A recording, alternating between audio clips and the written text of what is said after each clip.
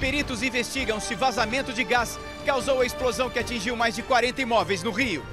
Aqui na Suécia, a presidente Dilma visita a fábrica responsável pelos 36 caças comprados pelo Brasil. O presidente da Câmara recorre ao Supremo para manter o rito do impeachment. Juiz da Lava Jato aceita nova denúncia e prisão preventiva contra o dono da Odebrecht. Na série especial, você vai conhecer a montanha-russa mais alta do mundo, a mais de 3.500 metros de altura.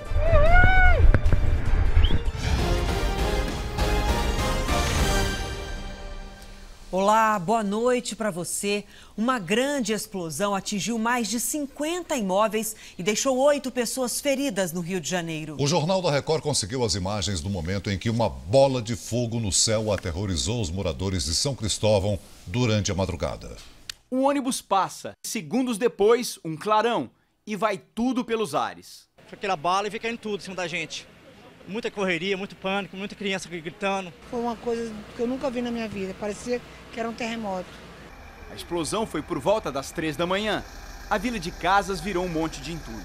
Entre os imóveis, havia um restaurante, uma pizzaria e uma farmácia. 8 pessoas ficaram feridas. Eu não tenho palavras, só tenho que agradecer a Deus por eles terem sobrevivido. Numa área de mais de 2.000 metros quadrados, apenas destroços e fumaça. Lojas e prédios vizinhos foram atingidos. A vista sugere que eu estou numa sacada, mas na verdade é uma sala comercial atingida pela explosão. As esquadrias de alumínio foram arrancadas com a força do deslocamento do ar. O prédio fica em frente à praça, a poucos metros de onde tudo aconteceu. Neste apartamento, o gesso do teto do banheiro despencou e as telhas de amianto foram jogadas longe. Eu tô como se eu estivesse acordando de um pesadelo. Em outro imóvel, o filho e o neto de Dona Rosane escaparam por pouco. Cenário horrível, cheio de caco de vidro, tudo estourado em cima deles. Tinha muito vidro mesmo. Cães farejadores procuraram por vítimas sob os escombros. À tarde, retroescavadeiras começaram a remover os destroços. A polícia abriu inquérito para apurar se houve estocagem irregular de gás. Moradores denunciaram problemas em um restaurante. Eu sabia que dentro tinha um bujão de gás na cozinha. Então eu fiz a denúncia para Defesa Civil, Polícia Região Administrativa, Defesa Civil, fiz tudo isso aí.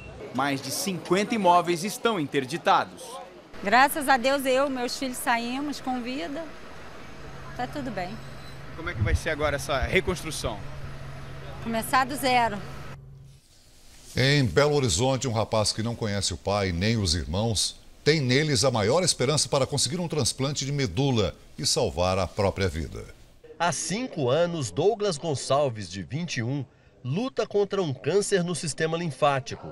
A única possibilidade de cura é um transplante de medula.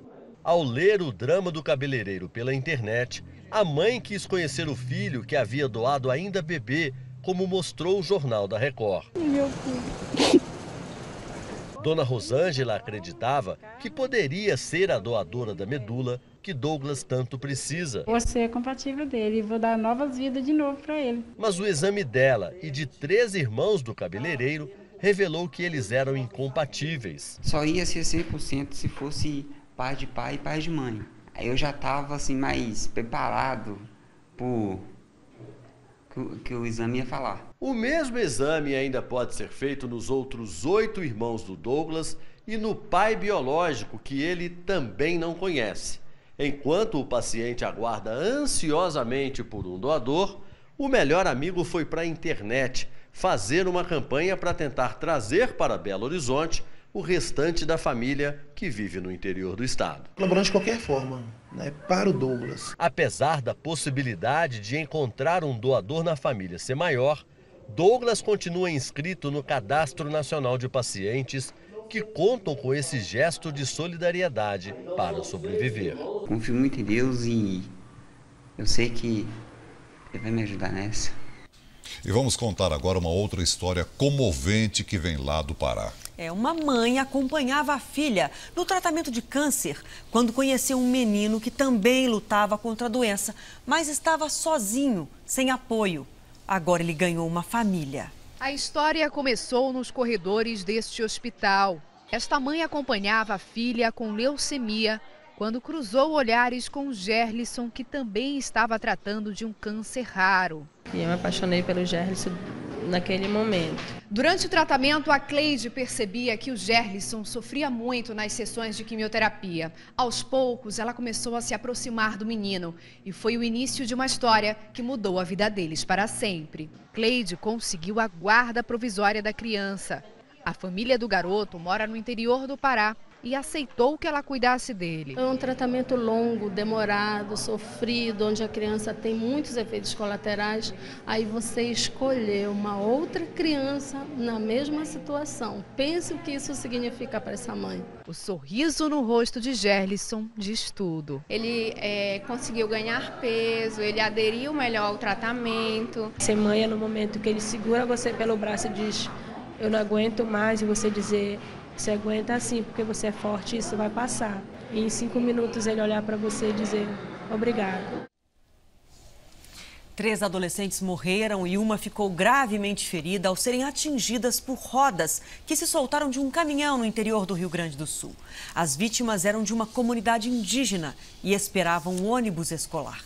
A estrutura que atingiu as 4 índias pesa mais de 300 quilos e foi preciso um guincho para remover as rodas. As vítimas eram parentes, uma jovem de 14 anos e 3 irmãs também adolescentes. Apenas uma sobreviveu e está internada em estado grave.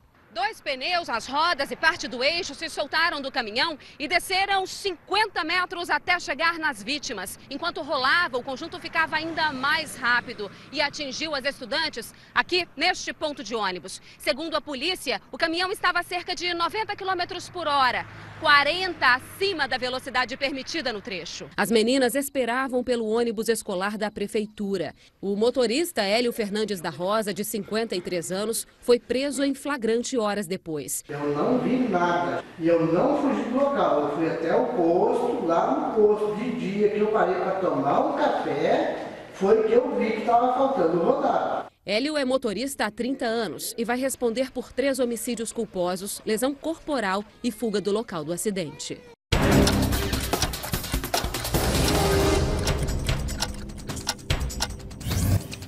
A justiça estipulou fiança de R$16 mil para a motorista que atropelou e matou 2 operários na zona norte de São Paulo.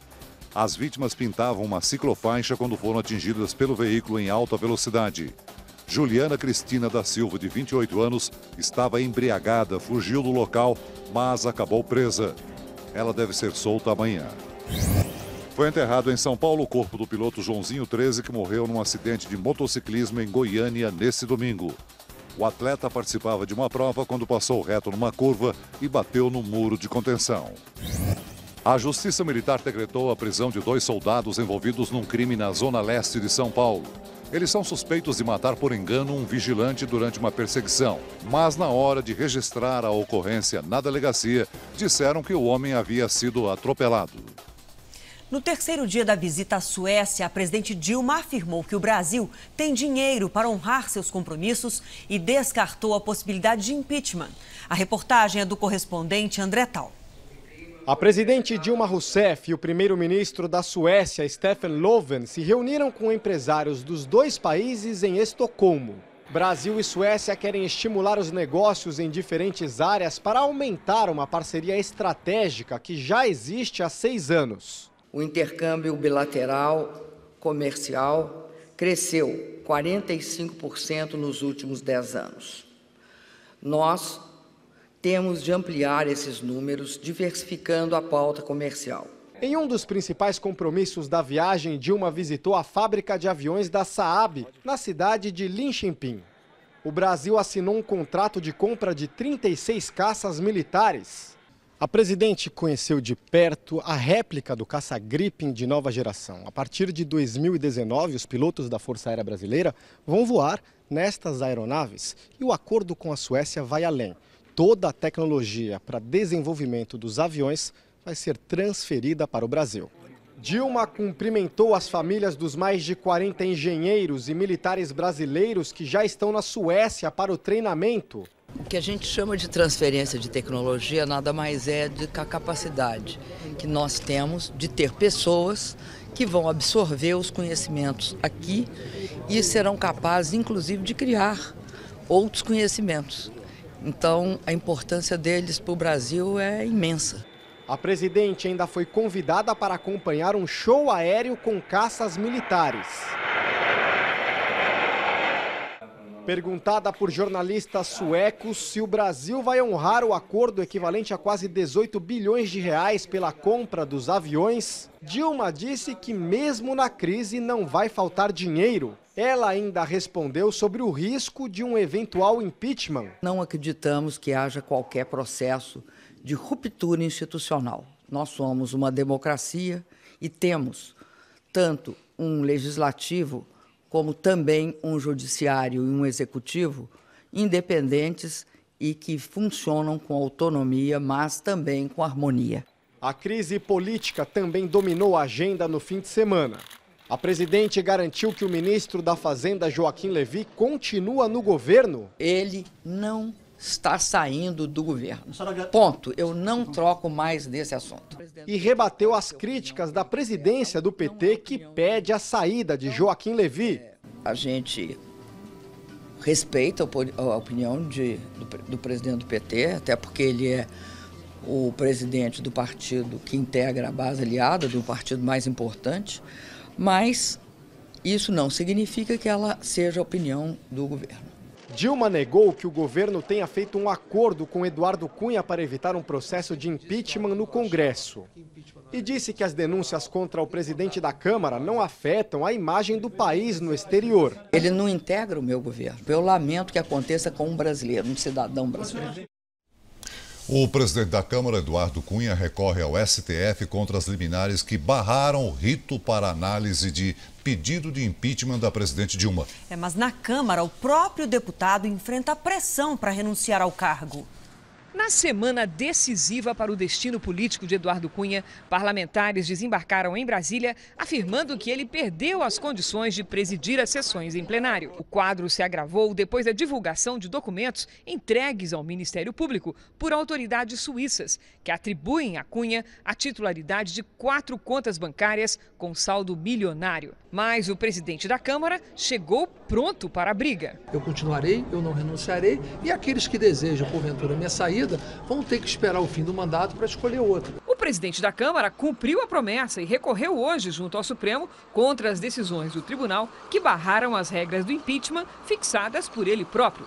Cunha também reagiu a declarações da presidente Dilma.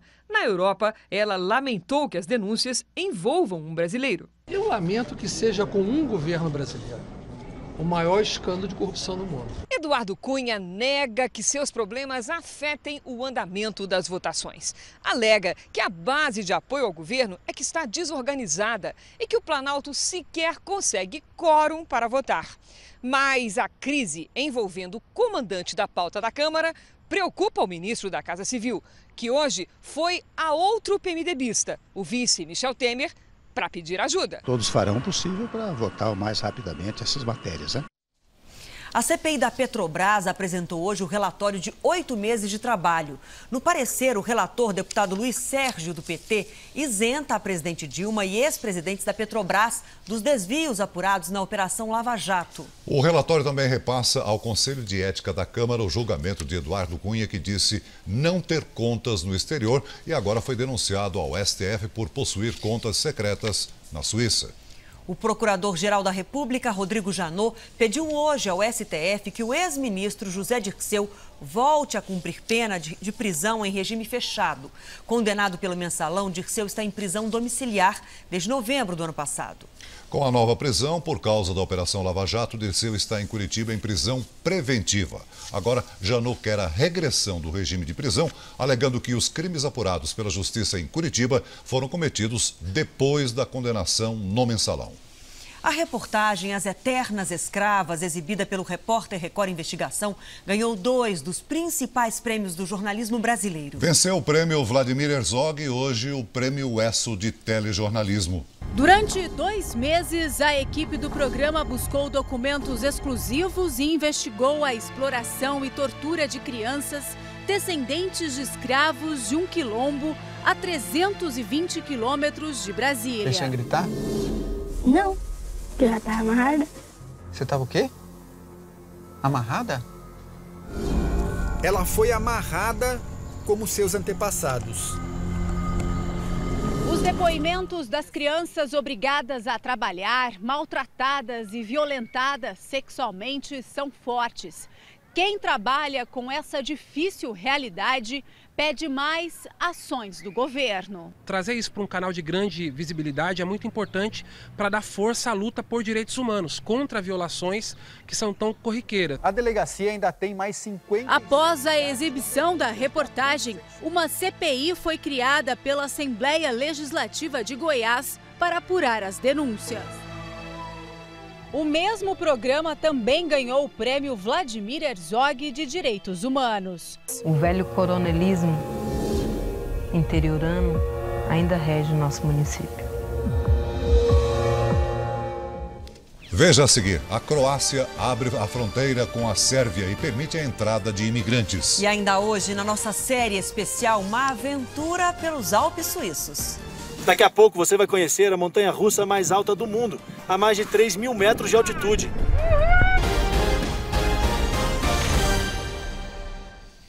O juiz Sérgio Moro aceitou hoje mais uma denúncia contra a cúpula da construtora Odebrecht. Com isso, ele reforçou a necessidade de prisão do dono da empreiteira, Marcelo Odebrecht. O juiz Sérgio Moro justifica um novo pedido de prisão, dizendo que há risco à investigação, como destruição e interferência na colheita das provas e ocultação de dinheiro que pode ser enviado ao exterior.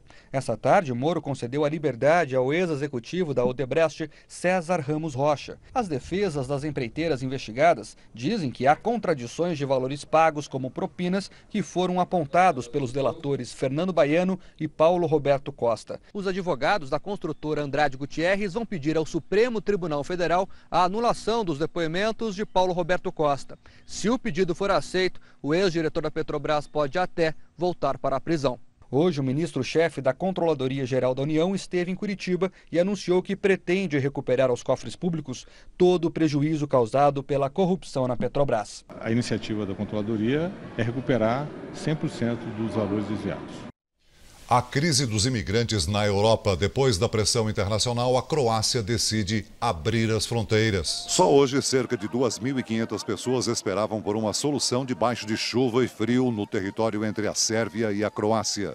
O premier autorizou a passagem dos refugiados e disse que vai enviá-los para a Eslovênia. A situação se complicou quando a Hungria decidiu fechar a fronteira com a Croácia.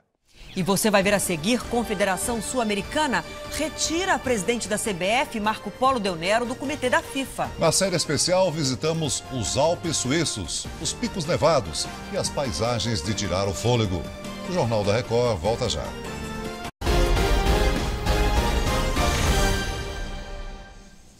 A Confederação Sul-Americana de Futebol decidiu tirar o presidente da CBF, Marco Polo Del Nero, da FIFA. Após o FBI prender uma série de dirigentes de futebol em maio deste ano, o presidente da CBF não participou mais de reuniões da entidade e também deixou de viajar com a seleção brasileira em competições e amistosos. O tempo seco deixa muitas cidades em estado de emergência em boa parte do país. Já no sul, uma frente fria provoca mais chuva em Santa Catarina e no Rio Grande do Sul, que até agora recebeu quase 3 vezes o volume de água esperado para todo o mês. No centro-oeste, clima de deserto por causa da umidade do ar muito baixa, principalmente no estado de Goiás e no Distrito Federal. Amanhã chove do Amazonas até o Maranhão. O dia será ensolarado do Paraná até Fortaleza. A temperatura continua alta e a máxima é de 41 graus em Goiânia e de 31 em Curitiba. Porto Alegre segue em estado de emergência por causa da chuva e a máxima é de 31 graus. Em Brasília faz 37, em Florianópolis 26. Em São Paulo, chuva fraca e isolada e faz calor, com máxima de 31 graus. Na nossa série especial, vamos conhecer um país bem pequeno onde o salário mínimo passa de R$ 12.500. Ficou curioso? Quem não fica, né? Então acompanhe a primeira reportagem de Leandro Stoliar, Rogério Gomes e Rosana Teixeira, nos trilhos dos Alpes.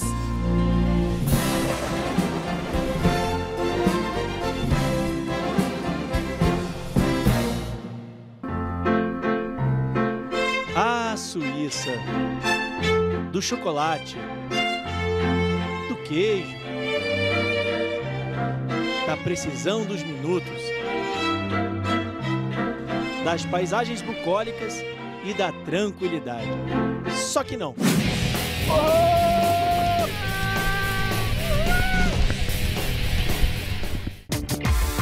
O nosso destino é a Europa Central. A Suíça fica entre a França, a Alemanha, Áustria, Itália e outro pequeno país, Liechtenstein.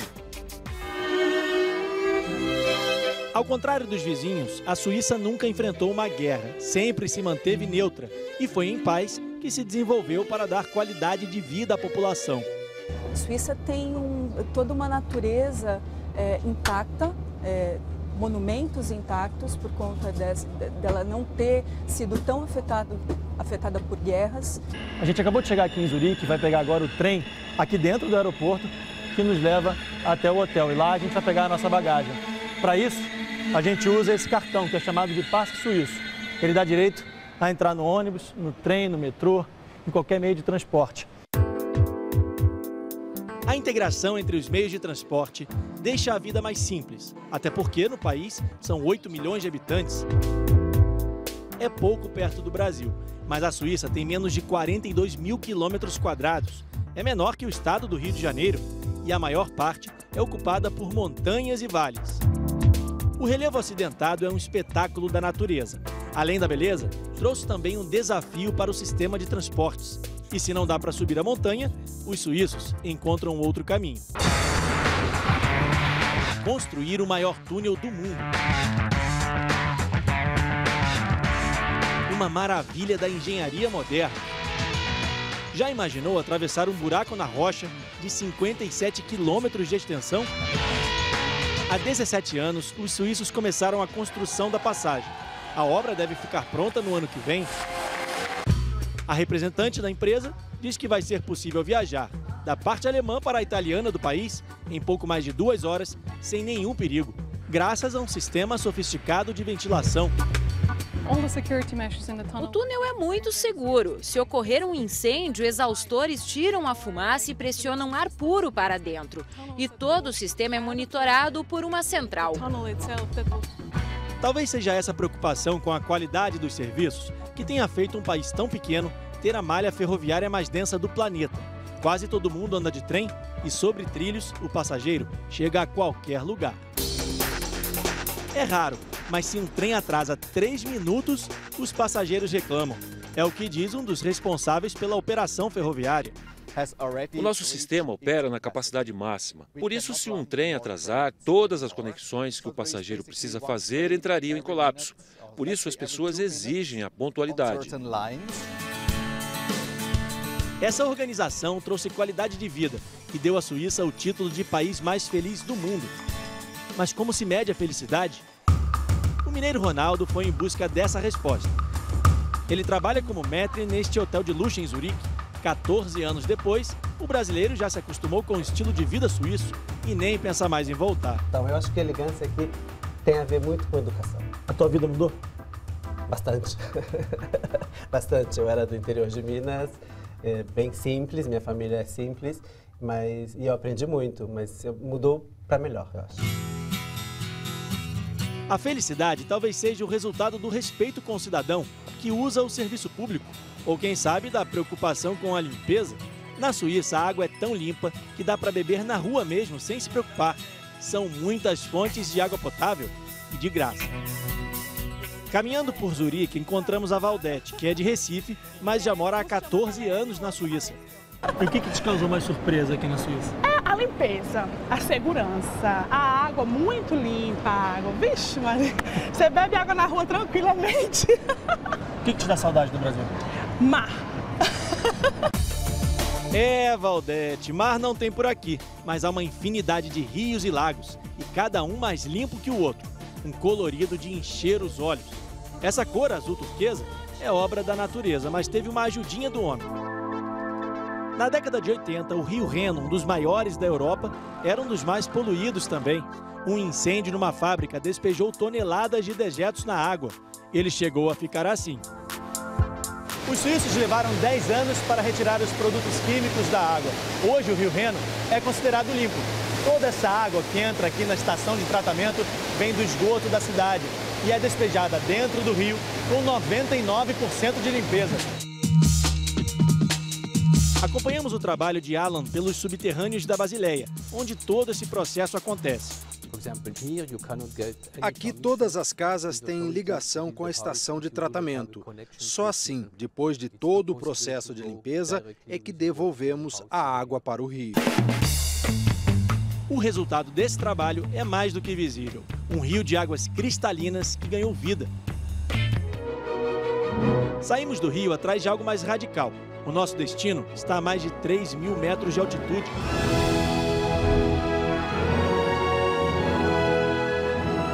Vamos conhecer a montanha-russa mais alta do mundo. O caminho pelos Alpes é um espetáculo à parte. A gente já está acima das nuvens. Daqui de cima, a imagem é incrível. Parece um tapete de algodão.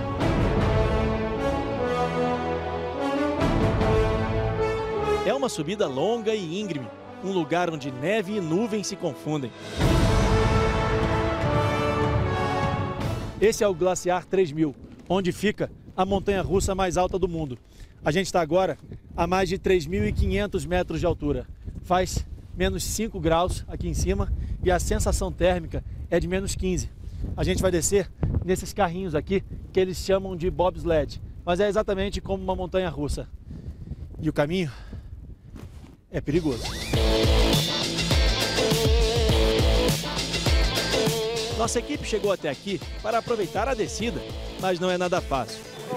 Ok, ele está dizendo que se eu empurrar para frente eu vou na velocidade máxima, no meio a velocidade média, e se eu soltar, o carrinho para. Olha o visual lá atrás, dá para ver as nuvens lá embaixo. Antes de sair, melhor testar o equipamento para ver se eu aprendi direito. Okay. Aí, parou, você parou. É hora da aventura. Nosso repórter cinematográfico vai primeiro. Ainda meio sem jeito, ele desce e tenta dar incentivo à equipe. É isso, né, gente? Oh, é uma delícia, oh!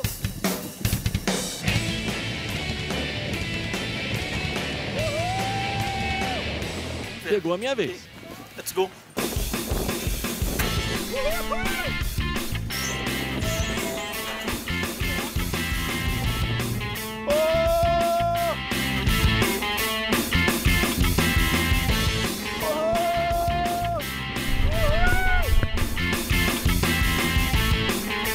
Soltei o freio, a descida é radical, o carrinho pega a velocidade rápida.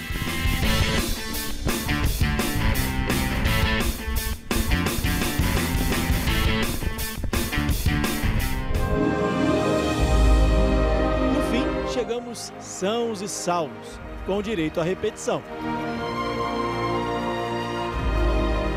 É uma aventura, dá muito medo, sensacional.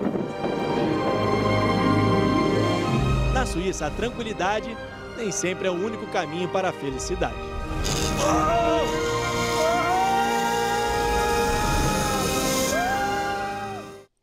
O Jornal da Record de hoje termina aqui. Você pode rever na íntegra as reportagens dessa edição no R7 Play. Fique agora com o programa Xuxa Meneghel e a gente te espera aqui amanhã. Até lá. Boa noite, até amanhã.